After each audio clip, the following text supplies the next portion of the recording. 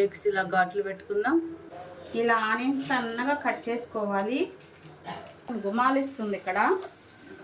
మీరు కూడా ఇలాగే చేసుకోండి, చాలా ఈజీగా చేసుకోవచ్చు, చాలా టేస్టీగా ఉంటుంది. హాయ్ ఫ్రెండ్స్ అందరికీ, ఈరోజు మనం కోడిగుడ్డు వెల్లుల్లిపై కారం చేసుకుంటున్నాము. చాలా చిన్న రెసిపీ, చాలా టేస్ట్గా ఉంటుంది. దీనికి కావలసిన పదార్థాలు: బాయిల్డ్ ఎగ్స్ నేను 6 తీసుకున్నాను, 2 రెమ్మల కరివేపాకు, 2 పెద్ద సైజు ఆనియన్స్, 1 స్పూన్ జీలకర్ర, పొట్టు తీసిన వెల్లుల్లిపాయలు, 2 స్పూన్లు కారం. ఇప్పుడు మనం ఈ ప్రాసెస్ చూద్దాము. వెల్లుల్లి, జీలకర్ర, కారం, ఉప్పు మిక్సీకి వేసేద్దాము. పొట్టు తీసిన వెల్లుల్లిపాయలు, 1 స్పూన్ జీలకర్ర, తగినంత రాళ్ళ ఉప్పు, 2 స్పూన్లు కారం. ఇలా మిక్సీ చేసుకోవాలి. దీన్ని ఒక ప్లేట్లో తీసేసుకుందాము. కొంచెం పొడిగానే ఉండాలి. ఎగ్స్ ఇలా ఘాట్లు పెట్టుకుందాం. ఇలా ఘాట్లు పెట్టుకున్నందువల్ల మనం వేసిన మసాలా ఈ గుడ్డు లోపలికి వెళ్ళి టేస్ట్గా ఉంటుంది. అన్నీ ఇలాగే ఘాట్లు పెట్టేసుకుందాం. ఇలా ఆనియన్స్ సన్నగా కట్ చేసుకోవాలి.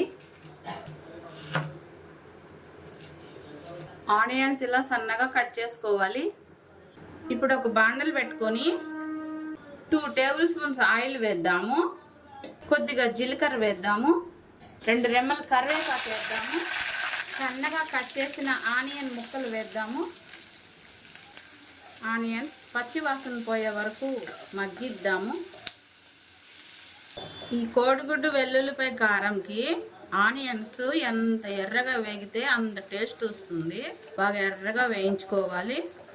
ఇప్పుడు ఇందులో మనం 1 అర స్పూన్ పసుపు వేద్దాము. కాసేపు వేగిద్దాము. ఇప్పుడు ఇందులో మనం ఈ మసాలా పౌడర్ వేసేద్దాము. ఈ మసాలా పౌడర్ ఉండలు లేకుండా నీట్గా కలుపుదాము. వాసన మాత్రం గుమ్మగుమ్మలాడిపోతుంది ఫ్రెండ్స్. ఉండలు లేకుండా నీట్గా కలుపుదాము. కాసేపు నూనెలో వేగిద్దాము. ఈ మసాలా కారం అంతా, వెల్లుల్లి కారం ఈ ఆనియన్స్కి పట్టేలాగా 2-3 నిమిషాలు సిమ్లో పెట్టి వేగిద్దాము. ఈ ఉండలు లేకుండా ఆనియన్స్కి పట్టేలాగా కాసేపు వేగిద్దాము.